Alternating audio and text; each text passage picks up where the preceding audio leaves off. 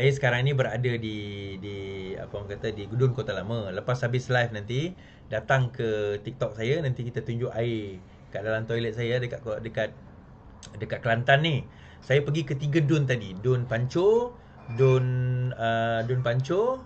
Lepas tu saya pergi ke di mana? Panco, Pekan Pasir. Lepas tu pergi ke Pasir Tumbuh. Pasir Tumbuh 3. Jadi untuk live interview tu boleh tengok dekat YouTube atau Facebook saya. Tiga-tiga calon saya interview tadi. Uh, apa? Pasir Tumbuh lah, Pasir Tumbuh. Pasir Pekan, Pasir Tumbuh kan. Pekan Pasir, Pasir Pekan. Tak kisahlah. Aku dah confuse nama. Kan? Jadi bila kita pergi tiga-tiga tempat ni tuan-tuan, di sekitar tak jauh daripada Kota Baru, lebih kurang perjalanan 6 minit, 10 minit macam tu, semua menghadapi masalah air. Dan bila kita tengok daripada peta daripada plan tu, kita dapati bahawa majoriti Kelantan ini dia ada 3 kategori dipanggil merah, kuning, hijau kita kata. Kawasan yang mana air dia tak menghadapi masalah, itu pun bukan air yang proper, ini air daripada gunung sebagainya, adalah kawasan Gua Musang. Yang tempat yang dikira okey kuning lah kita kata adalah Bacok. Itu je. Yang lain selain daripada Bacok dan Gua Musang, semua ada masalah air yang kritikal. Masalah air yang kritikal. 33 tahun memerintah, masalah air yang kritikal. Yang lagi teruk, saya pergi Dun Panco. Dun Panco ni tempat Nick Amar bertanding tau. Dun Panco adalah tempat Nick Amar bertanding. Dan saya sempat tadi berkesempatan pergi ke satu pos Pakatan Harapan dibuat oleh sepupu Nick Amar sendiri, sebelah rumah Nick Amar. Muhammad Amar lah, orang kata tak nak panggil dia Nick Amar, tapi sebenarnya dia keturunan Nick lah. Di sebelah rumah dia, ni rumah dia, kalau kita tengok sebelah sini satu pos sepupu dia buat. Saya sempat jumpa sepupu dia, Pok Tek nama sepupu dia. Saya borak dengan dia, cerita. Dia kata kenapa?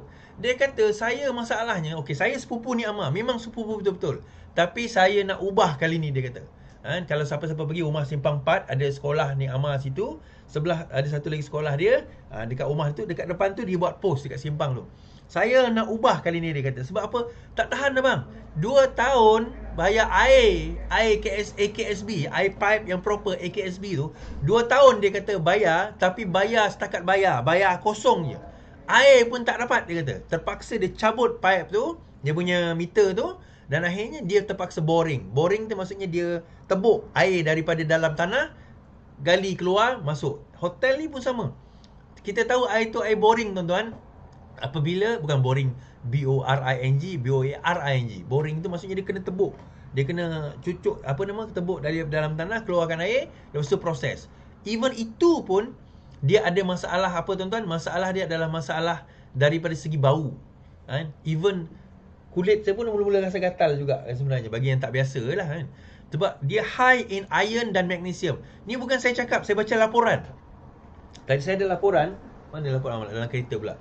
Ada satu laporan saya baca, high in iron and magnesium. So dia tidak dirawat. Dan kalau kita tengok, WHO mengatakan bahawa masalah kepada kepada what do you call that, air yang tidak dirawat ini menyebabkan negeri itu tidak boleh dianggap sebagai negeri maju kalau sekiranya dia tidak dirawat. Itu masalah dia. Okey, malam ni kita akan bercerita tentang apa? Tentang isu 300 juta. Okey, yang tu kemudian. Tentang isu menantu Muhyiddin Yassin diburu polis. Menantu Muhyiddin Yassin diburu polis tuan-tuan. Okey, itu yang pertama. Okey, saya nak ubah benda ni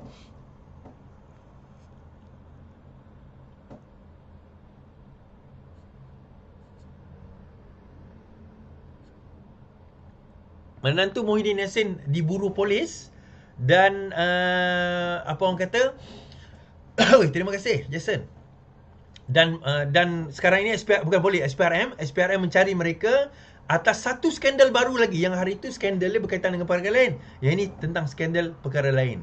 Dan kita juga akan membicarakan tentang kenyataan daripada Haji Hadi mengatakan kerajaan akan tumbang selepas PRN. Benarkah kerajaan akan tumbang selepas PRN? Dan pendedahan Berani Mazli mengenai penglibatan Muhyiddin Yassin terhadap skandal Bistari Net yang menyebabkan Mazli Malik dipecat sewaktu menjadi Menteri Bersatu. Tuan-tuan boleh tengok sendiri kenyataan Mazli Malik dalam interview secara eksklusif saya bersama Mazli Malik di dalam apa orang kata, di dalam YouTube, Facebook saya pada beberapa hari yang lepas, 3, 4, 5 hari yang lepas lah. Tuan-tuan boleh tengok sini, eksklusif, pendedahan yang ada, cerita tentang Sheraton, cerita tentang Vistarinet, Spanco, benda-benda tu dia tak cerita. Sekarang ini telah diceritakan di dalam live saya eksklusif untuk Live Iswardi Morni. Pendedahan. InsyaAllah saya akan juga bawa Fahmi Fazil nanti, Wabi Fahmi Fazil bercerita pula tentang pendedahan pula tentang, bukan pendedahan tu satu cerita lah, tetapi tentang package baru. Okey tuan-tuan, diumumkan oleh Fahmi Fazil tadi, Wabi Fahmi Fazil, Menteri Komunikasi, mengatakan ada 2 package menarik. Satu bagi penjawat awam, penjawat awam, mana-mana penjawat awam yang berkhidmat sebagai penjawat awam yang ambil postpaid, line postpaid ni akan mendapat rebate RM10 setiap bulan. So kalau setahun dia akan dapat rebate RM120. Contohnya, kalau dia bayar bil RM100, so dia hanya perlu bayar RM90. Okey. Kemudian satu lagi package kepada pengguna yang bukan kerajaan lah. Sekarang ini ada package ramah dipanggil, 60 MB akan hanya perlu bayar RM60. Kalau sebelum ini RM60 itu membayar, RM90 membayar 60 MB. Hampir RM100, sekarang RM60. Dan ada bundle pula. Mana-mana telefon berharga RM1,000 sekarang ini pergi kepada telco, kalau tak silap saya boleh baca, boleh dapat bundle hanya lebih kurang RM250. Kenapa? Sebab yang pertama, kita nak meningkatkan capaian internet di seluruh negara kita. Kedua, kita nak memudahkan terutama mereka yang miskin tegar, mereka yang tak mampu, pelajar dan sebagainya, memiliki bundle internet, memiliki alat. Tuan-tuan, kita sekarang ni telefon dan sebagainya, kita perlu terutama untuk kalau kita nak belajar dah. Benda ni dah jadi satu keperluan. Seorang rakyat Malaysia ni sekurang-kurangnya kita ada 2 telefon. Sekurang-kurangnya atau 2 line. Kalau tak 2 telefon pun 2 line. So benda itu dah jadi satu keperluan sebenarnya. Bukan lagi jadi satu barang luxury. Terima kasih kita ucapkan kepada Kerajaan Madani. Terima kasih juga kepada KKD, Menteri Fahmi Fazil, di atas inisiatif tersebut yang sebenarnya diumumkan pada hari ini. Boleh pergi kepada page YB Fahmi Fazil untuk mendengar ucapan tersebut. Baik, dalam pada saya bercerita tentang package-package tersebut, menarik juga tuan-tuan, saya nak bawa berkenaan dengan perkara ini, Noktahkan Miskin Tegar tahun ini, Anwar Ibrahim. Okey, noktahkan. Okey, Ampang, Perdana Menteri Datuk Seri Anwar Ibrahim mahu menumpukan untuk menyelesaikan isu miskin tegar tahun ini. Anwar berkata ketika ini pentadbirannya lebih tertumpu kepada kebajikan rakyat berbanding projek mega berbanding pembinaan mercu tanda dan bangunan ikonik dalam negara. Orang tanya apa saya buat dalam tempoh 8 bulan jadi kerajaan. Jangan tanya saya untuk bina mercun tanda tinggi, jambatan paling panjang. Anda rasa saya sebagai PM boleh tidur nyenyak jika lihat ada rakyat miskin tegar tak mampu beli susu dan seragam sekolah. Biar kita noktahkan miskin tegar tahun 2023, katanya. Jika 100 juta atau 200 juta tak cukup, saya tak peduli. Saya akan cari semua menteri dan jabatan kerajaan mesti selesaikan isu masalah miskin tegar. Itu antara janji saya menurut Perdana Menteri. Now, kalau kita tengok daripada inisiatif yang disebut oleh Perdana Menteri mengenai menoktahkan miskin tegar, kita lihat bagaimana menteri-menteri ni buat kerja. Antaranya, okey, kita fikir again komunikasi. Alah, kau ni sebut komunikasi lah, dia bos aku nak kata macam mana, aku sebut lah pasal dia kan. Now, kenapa komunikasi sebut pasal ataupun bagi bundle murah? Kita fikir, sebenarnya orang nampak okey, murah lah Is, kita boleh dapat package keperluan. Kita tak tahu telefon sekarang ini boleh buat bisnes. Orang tak nampak benda tu kan? Kita nampak benda tu, telefon boleh buat bisnes. TikTok ni tuan-tuan, kalau tuan-tuan tahu macam mana guna TikTok, tuan-tuan akan boleh buat pendapatan di dalam TikTok. Nak kata kaya macam Mark Zuckerberg tu tak lah, atau macam Elon Musk tu tak. Tetapi sekurang-kurangnya at least kalau tuan-tuan buat bisnes, boleh dapat lepas pendapatan guna TikTok. Affiliate satu hal lah. Macam contohnya saya ada buat bisnes affiliate kat bawah ni kan, kita letak itu, bolehlah dapat pendapatan 100-200 sebulan, tak banyak. Tetapi kalau buat bisnes sendiri, sebenarnya lebih banyak daripada itu boleh dapat. Nah, macam mana nak dapat? Salah satunya kita ada PADI, di bawah KKD juga. Pusat Ekonomi Digital sekarang ni plan dia nak buat di setiap don ni mesti ada. So pergi kat situ Pusat Ekonomi Digital, kalau tak tahu Google, pergi kat situ tanya dia orang macam mana cara saya nak buat TikTok, saya nak buat bisnes dalam Facebook, saya nak buat bisnes dalam YouTube umpamanya, saya nak jual barang-barang produk dalam Shopee umpamanya, macam mana? Tuan-tuan boleh Google sendiri benda tersebut. Boleh pergi ke Pedi untuk bertanya. Dan itu adalah kaedah untuk kita nak menoktahkan miskin tegar. Tak ramai orang tahu itu kaedah sebenarnya bagaimana kita nak menoktahkan miskin tegar. Jadi benda tersebut yang perlu kita sekarang ni sampaikan, perlu kita nak bagi tahu rakyat, perlu kita nak apa orang kata, yalah, nak kita bercakap tentang menoktahkan miskin tegar ni tuan-tuan. Bukan benda yang mudah, bukan benda yang mudah sebenarnya, tetapi tidak mustahil kalau sekiranya perkara itu dilakukan dengan betul. Kalau perkara itu dilakukan dengan betul, memang perkara itu bukanlah satu perkara yang mudah, yang sukar untuk nak dilakukan sebenarnya.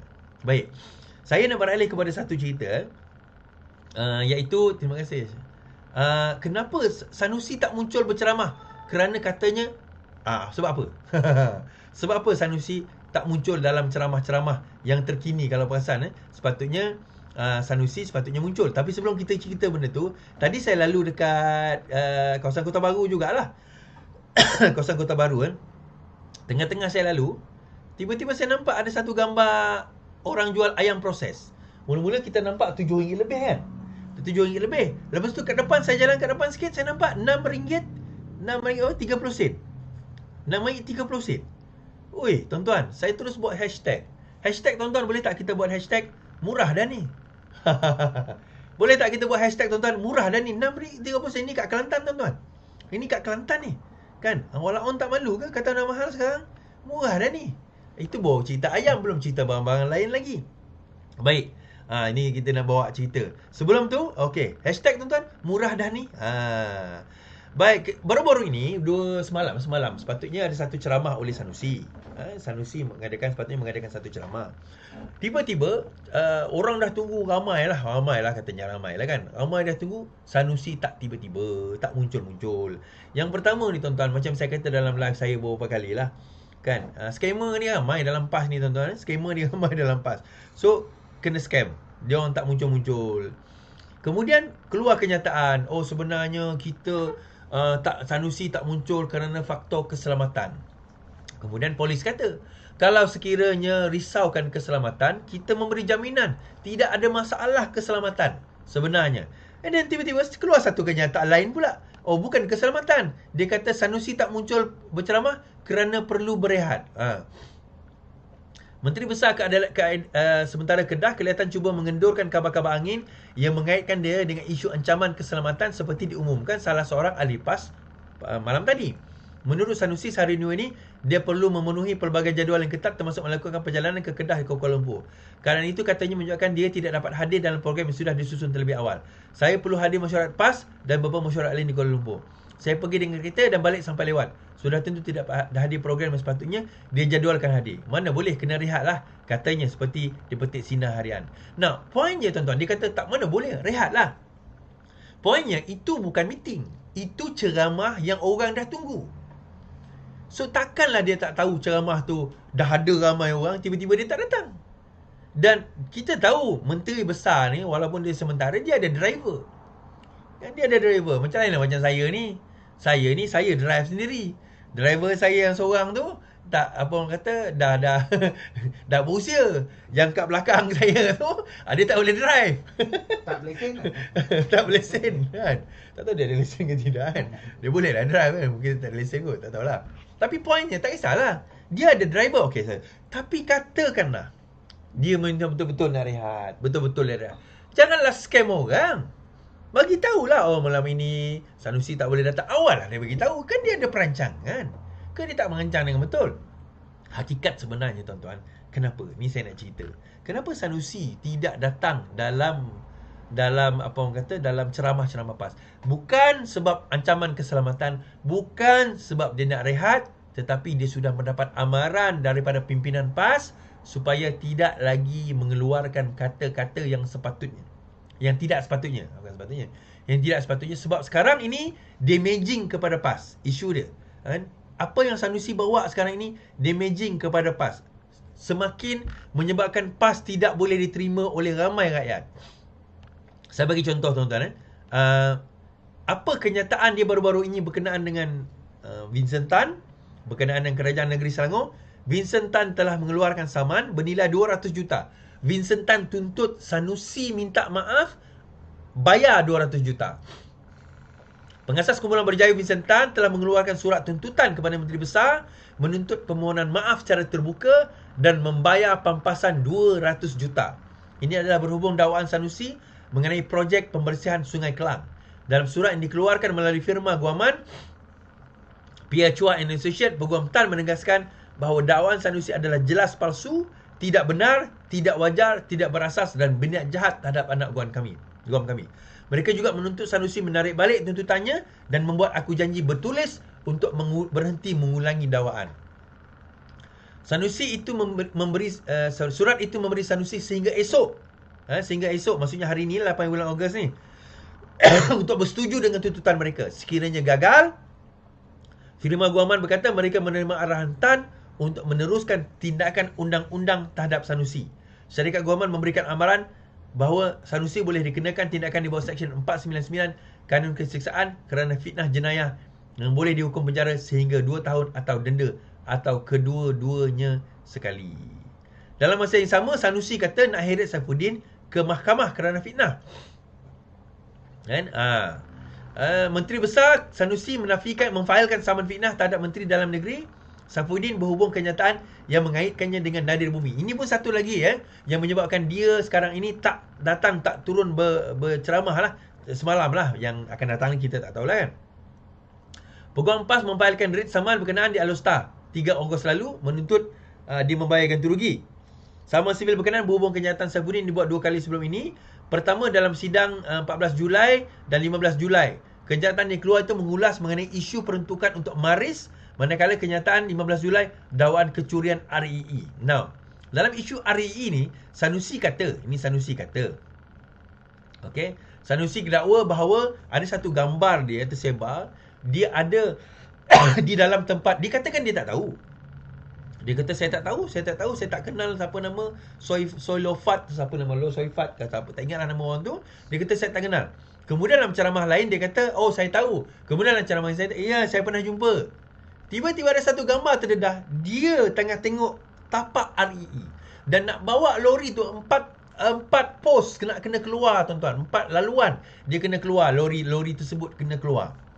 Isu dia, kalau sampai 4 pos tak kena keluar melalui tanah MBI, so isu dia takkan Sanusi tak tahu. Nah, ada orang berhujah saya dengar dalam TikTok hari tu, dia kata, Is, dekat Negeri Sembilan pun ada masalah REE. Saya bagi tahu beza dia.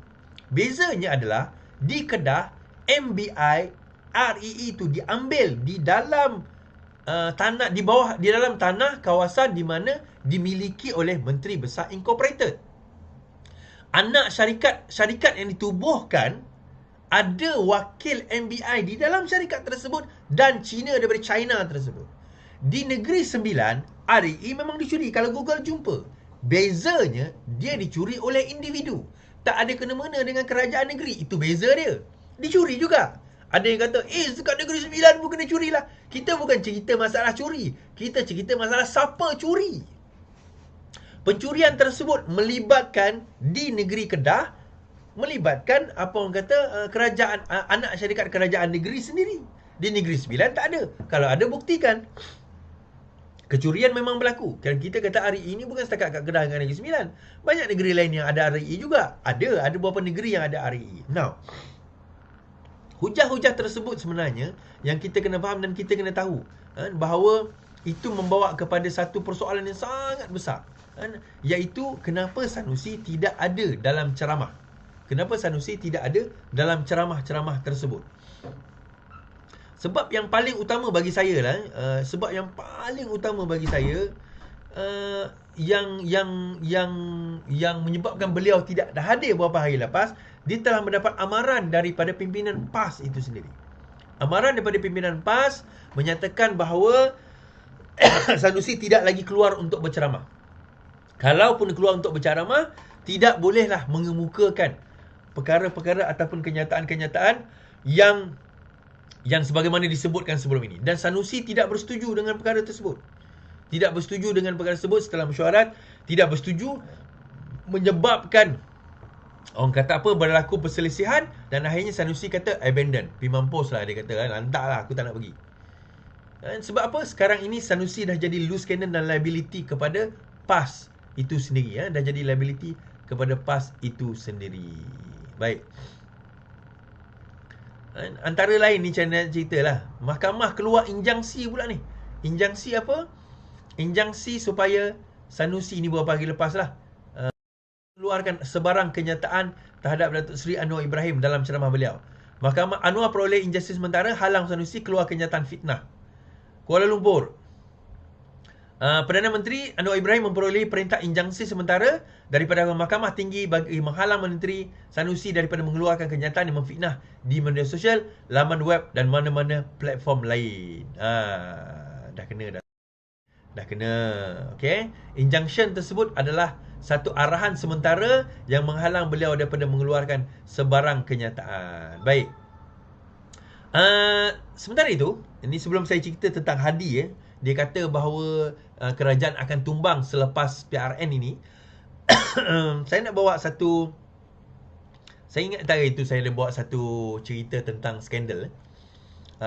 Skandal seorang pemimpin PAS di Kemasik, Terengganu yang orang kata di Kemasik, Terengganu yang ada skandal dengan masa itu bini orang, isteri orang. Lepas tu dia mintakan isteri orang tu menceraikan suami dia, minta cerai dengan suami dia, dan akhirnya dikahwin dengan wanita tersebut.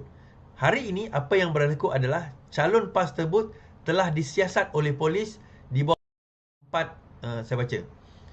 Ketua calon PAS disiasat berkaitan dakwa pikat isteri orang. Ketua Polis Terengganu, Mazli Mazlan berkata ahli politik itu sudah dipanggil untuk direkodkan kenyataan. Polis menyiasat seorang calon PAS PRN Terengganu mengikut Seksyen 498 Kanun Kesiasaan kerana memikat atau membawa pergi atau menahan seseorang perempuan bersuami dengan niat jenayah. Ketua Polis Terengganu, Mazli Mazlan berkata ahli politik juga sudah dipanggil untuk direkodkan kenyataan beliau. Now, Akta 49 apa atas Seksyen 498 Kanun Kesiasaan ni apa? Okey, Seksyen 498 Kanun Kesiasaan adalah satu seksyen di mana seseorang itu tidak dibenar kalau sekiranya kita bercinta dengan isteri orang sehingga menyebabkan isteri orang itu minta cerai dengan suami dia. Ini tak ramai orang tahu. Seksyen 498 Kanun Kesiasaan mengatakan itu adalah kesalahan jenayah dan boleh diambil tindakan jenayah dan boleh dipenjarakan atau denda atau kedua-duanya sekali. So sekarang ini ahli Parlimen PAS tersebut telah pun disoal siasat, ditahan tidaklah, tapi disoal siasat dengan Seksyen 498 ini. Itu yang pertama. Tetapi tak habis lagi. Wanita yang sama juga mendakwa dalam akuan bersumpah bahawa dia diberikan projek oleh ahli Dewan Undangan Negeri tersebut PAS, daripada PAS, yang pada masa itu dia jadi ahli Dewan Undangan Negeri, dan dia telah membayar rasuah kepada ahli Dewan Undangan Negeri yang bertanding sekarang ini, rasuah supaya kerana telah mendapat projek tersebut. Jadi peliklah tuan-tuan, bagaimana PAS yang bercakap tentang Islam, isterinya adalah seorang ustazah, bercakap tentang Islam, bercakap tentang ini kita undilah dia semuanya, akhirnya diri sendiri bergelumang dengan apa orang kata, dengan kesalahan jenayah sebagainya. Tuan-tuan, mana datang hashtag PNBest ni? Saya nak tanyalah. Mana datang hashtag PNBest? Kalau sekiranya ni kita nak cerita, menantu Muhyiddin Yassin pun diburu polis, tuan-tuan. Menantu Muhyiddin Yassin pun diburu polis. Baik, kita baca tentang menantu Muhyiddin Yassin diburu polis. Okey.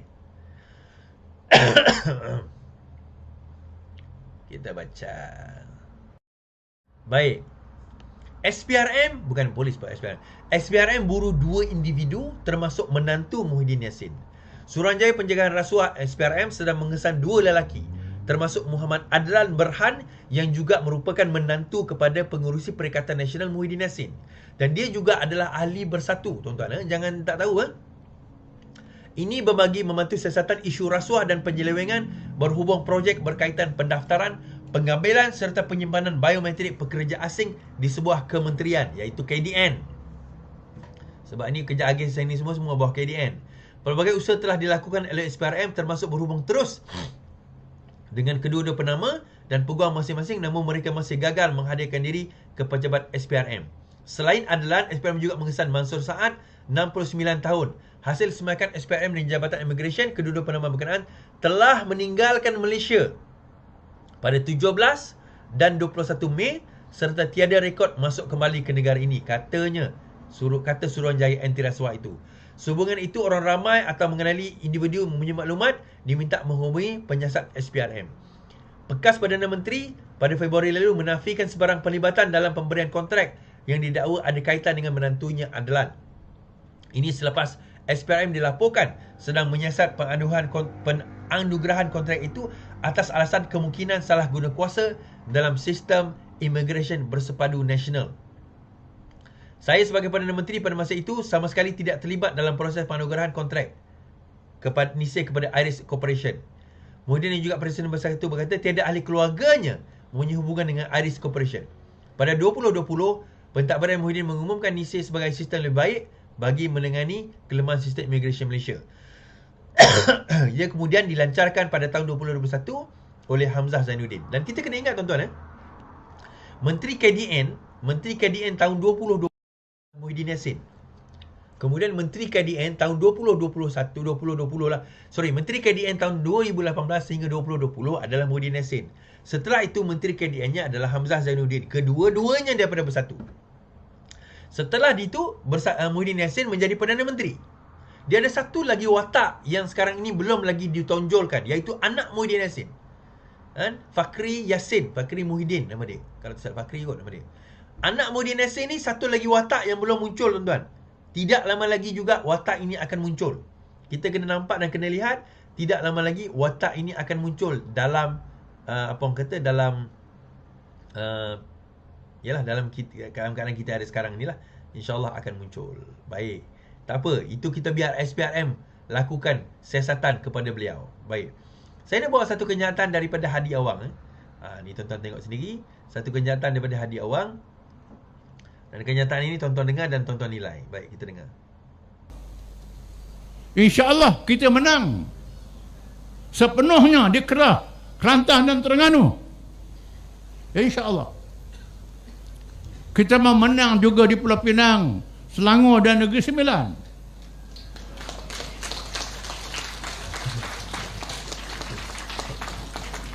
Kalau menang ini akan berlaku perubahan kerajaan pusat. Itu maknanya. Maka kewajipan mengundi sangat besar. Yang menyedihkan kita, kaum lain keluar mengundi 90%. Orang Melayu keluar mengundi 70%. Masih ramai yang tak keluar mengundi, tak mahu mengundi. Tak sedar mengundi ini adalah kuasa politik. Baik. Saya nak cerita kenapa dia cakap pasal kenapa dia cerita pasal kerajaan bertukar lagi. Tapi kita baca kenyataan Azalina dulu. Pelik, macam mana boleh cakap keputusan PRN ubah kerajaan persekutuan? Tidak peruntukan di dalam perlembagaan yang menyatakan keputusan pilihan negeri 12 Ogos ini akan membawa perubahan kepada kerajaan persekutuan. Menteri Jabatan Perdana Menteri atau Azalina berkata beliau hairan bagaimana perkara itu boleh dibangkitkan dan menggesa pihak berkenaan menghubungkan peruntukan atau undang-undang rujuk. Saya dah dengar banyak orang cakap, saya rasa pelik. Macam mana keputusan PRN boleh ubah kenyataan keputusan kerajaan pusat? Sebenarnya Hadi Awang bukan tak tahu, jadi bukan tak tahu bahawa menang pun semua 6 negeri kerajaan pusat tak akan bertukar. Okay? Tapi kenapa dia sebut? Ni cerita kenapa ni tuan-tuan.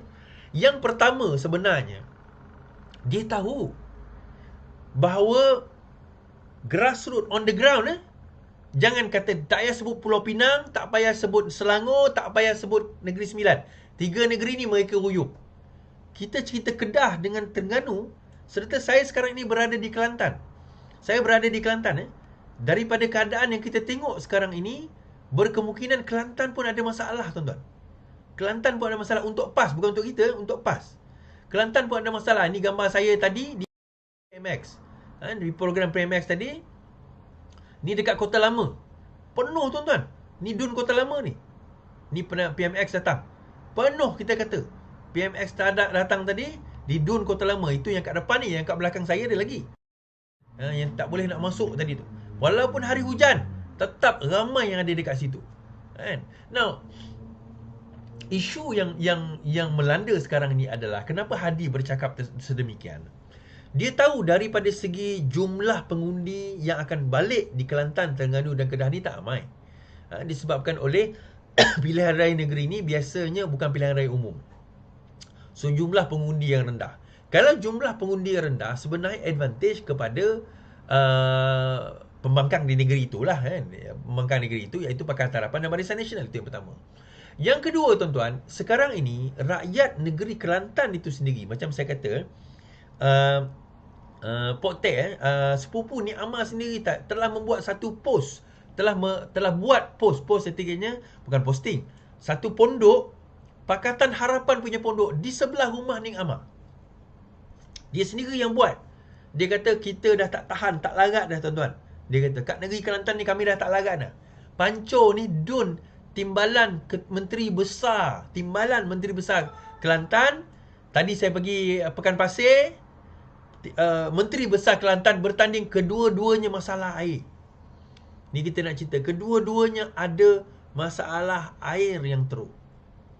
Itu kita, kalau saya kempen panjang, cerita panjang, tak payah cerita panjang. Saya bagi contoh. Ini air dalam hotel saya nak tunjuk tuan-tuan. Ni dalam TikTok. Ni air dalam tempat hotel saya. Ni air saya. Kan? Nampak air ni. Disediakan air ni untuk apa? Sebab dia memang ada masalah. Kalau sekiranya ni air yang untuk minum lah. Tapi ada kemungkinan juga air ni kalau sekiranya air kat dalam tu tak boleh nak proses. Kan biasanya kita ambil je air pipe, lepas tu kita boleh masak. Betul tak? Yang ni tak boleh. Tak boleh nak guna. Saya borus gigi pakai air tu, saya boleh rasa lagi dekat dalam mulut saya ni. Rasa tanah tu ada. Kita kata rasa tu ada lah. Kan? Mungkin orang Kelantan lebih tahulah. Tu saya kadang-kadang saya peluk tuan-tuan. Macam mana korang boleh tak? Iyalah, mungkin anak-anak Kelantan yang duduk luar Kelantan, dia tak perasan. Dia tak kesian ke kat mak bapak dia? Terima kasih Nolina. Terima kasih, thank you 50%. Dia tak kesian ke kat mak bapak dia? Tak kesian ke dekat Tok Wan dia, dekat nenek dia, datuk dia? Tak kesian ke? Korang duduk sini, datang Kelantan, mengundi, korang balik ke negeri masing-masing. Menumpang negeri lain, pergi Selangor, pergi Negeri Sembilan, pergi Kuala Lumpur, pergi Perak untuk bekerja, berkeluarga. Tapi yang tinggal dekat sini, dekat negeri Kelantan ni tuan-tuan, yang tinggal ni siapa? Orang-orang tua, orang yang tak mampu nak keluar daripada negeri ini. Mereka terpaksa menghadapi. Saya tak tahu macam mana agaknya dia orang menjalani kehidupan harian. Itu yang ada air, yang tak ada air. Kan? Yang kita cerita tak ada air. Tiba-tiba tak ada air masa hari perayaan, tak ada air, bagaimana? Jadi keadaan tersebut yang kadang-kadang menyedihkan kita. Keadaan tersebut yang kadang-kadang menyedihkan. Tapi kan, Allah tidak akan mengubah nasib sesuatu kaum itu, melainkan kaum itu sendiri yang nak ubah nasib dia sendiri. Dan Allah tidak akan mengubah nasib satu kaum itu, melainkan kaum itu sendiri yang nak ubah berdiri mereka sendiri. Saya hanya boleh bercakap, saya bukan orang Kelantan. Saya hanya boleh bercerita, saya hanya boleh bercakap, saya hanya boleh mengingatkan, kan, memberi pesanan. Saya hanya boleh menyatakan begini begitu. Tetapi hujungnya tuan-tuan dan puan-puan lah yang akan menentukan undi yang akan datang nanti di negeri Kelantan, di negeri Terengganu. Tuan-tuan balik nanti, tuan-tuan fikirlah, orang Kelantan, orang Terengganu, orang Kedah, fikirlah. Kan?